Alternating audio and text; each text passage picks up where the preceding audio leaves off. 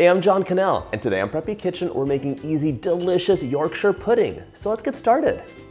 First off, in a medium bowl, add 1 cup or 120 grams of all-purpose flour. Yorkshire pudding only has a couple of ingredients. It's beyond easy, and it goes with everything. I also want to grab 1 teaspoon of salt, add that in, procure a whisk. Our scale is done, and we're just going to whisk this up. Salt nicely distributed. Set that aside and grab a large bowl. I did this backwards. Large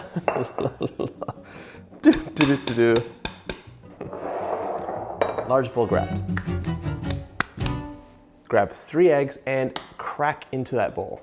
So Yorkshire pudding is a traditional English dish. It's delicious, but in the States, it's often confused with popovers. They're different. Yorkshire pudding, oh, no, that's not a shell.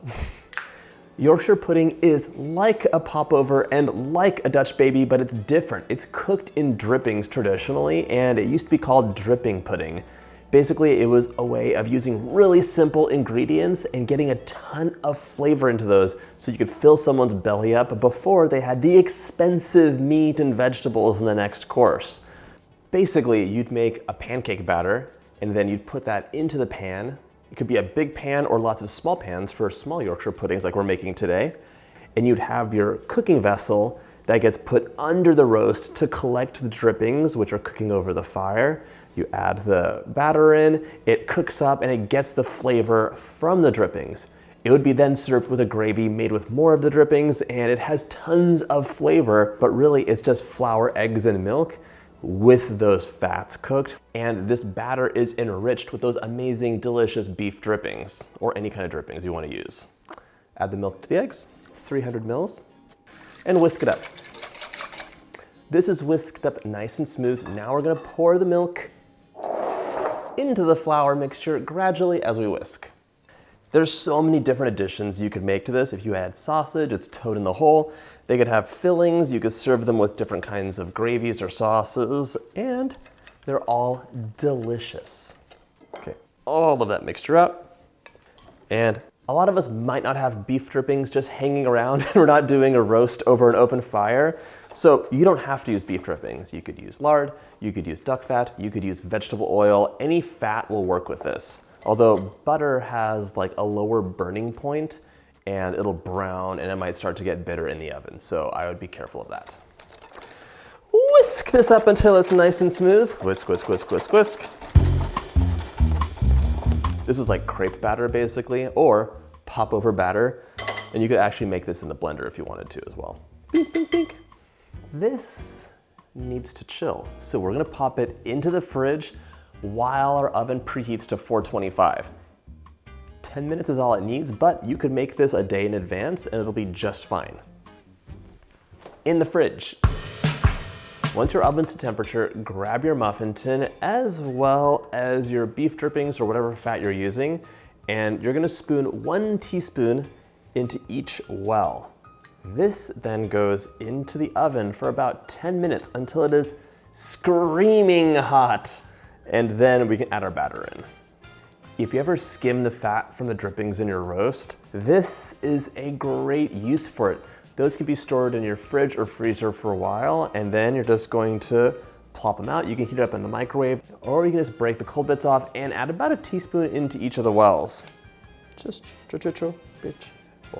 This goes into the oven 425 for about 10 minutes or until it is hot. Grab a trivet, put that on your countertop because we're gonna have to work really quickly once this is hot. You can make Yorkshire pudding in a muffin tin, in a popover pan, in a 12-hole Yorkshire pudding pan, even a big skillet. They're basically like a version of a Dutch baby or a popover, so all those vessels will work really well.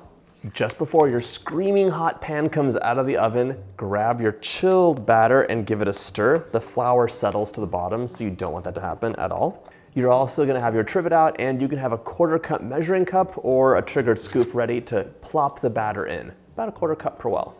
Ooh boy, hot off the presses. Grab a 1/4 cup of the scoop. Ooh, you can hear it sizzling right away. That's the magic of screaming hot oil with cold batter. Last bit of batter out. Pop that right into the pan, and this goes into the oven 425 for about 20 minutes or until it's puffed and golden. And you go quickly. Not exactly sure why. There's some debate for the naming of Yorkshire pudding, but in York there was a lot of coal production, so instead of just burning wood, you'd use coal to heat your food, and that higher heat gave you a crispier, puffier pudding, so it became known as Yorkshire pudding. Allegedly.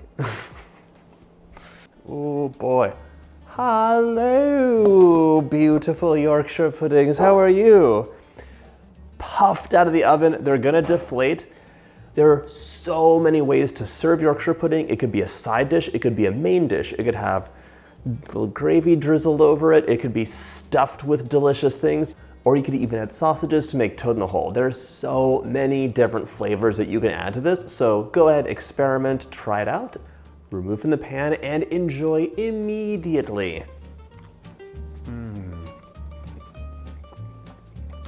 Crispy on the outside, soft and amazing on the inside, puffed with air. They are delicious. Oh my gosh.